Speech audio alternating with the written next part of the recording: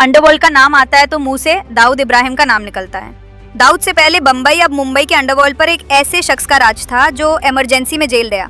बाहर निकला तो जयप्रकाश नारायण को अपना गुरु बताने लगा। राजनीतिक पार्टी बनाई और चुनाव लड़ा। उस शख्स का नाम था हाजी मस्तान।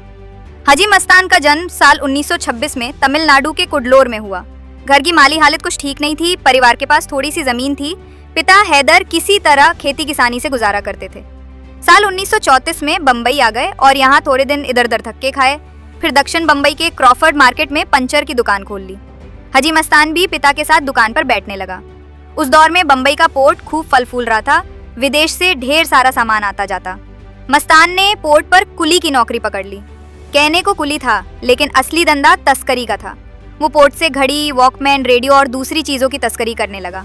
फिर धीरे धीरे तस्करी की दुनिया से जरायम की दुनिया में कदम रखा। 1970 आते आते हाजी मस्तान को पूरा बम्बई जानने लगा था। अब वो बड़ा गैंग ऑपरेट कर रहा था। उसके आसपास हमेशा दर्जनों लोग होते। साल 1975 में इंदिरा गांधी सरकार ने जब देश में इमरजेंसी लगाई तो सिर्फ विपक्षी नेताओं को ही जेल में नहीं डाला। उसके निशाने पर हाजी मस्तान जैसे बदमाश भी थे। मस्तान को जेल में डाल दिया गया। यहीं उसकी मुलाकात जयप्रकाश नारायण से हुई। लोग कहते हैं कि जब मस्तान जेल से छूटा तो बिल्कुल बदला बदला नजर आने लगा था।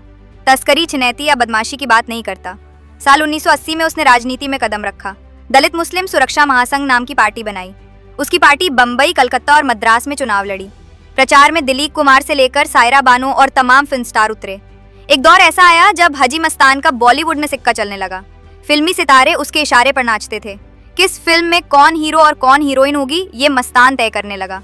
सफेद मर्सिडीज, सफेद सूट, कलाई में विदेशी घड़ी और हाथ में सिगरेट थामे हाजी मस्तान बॉलीवुड की हर पार्टी में नजर आने लगा।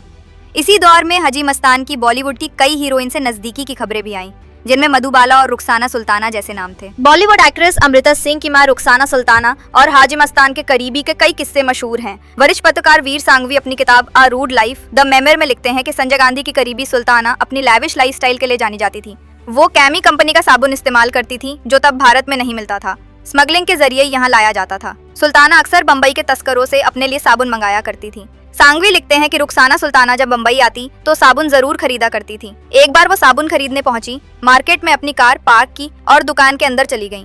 वहां पता चला कि साबुन है ही नहीं और निराश होकर लौटने लगी। दूर से देखा कि उनकी कार के पास काफी भीड़ जुटी है। सुल्ताना को लगा कि कुछ गड़बड़ हो गई है। करीब पहुंची तो देखा कि उनकी कार कैमी कंपनी के साबुन से पटी पड़ी है।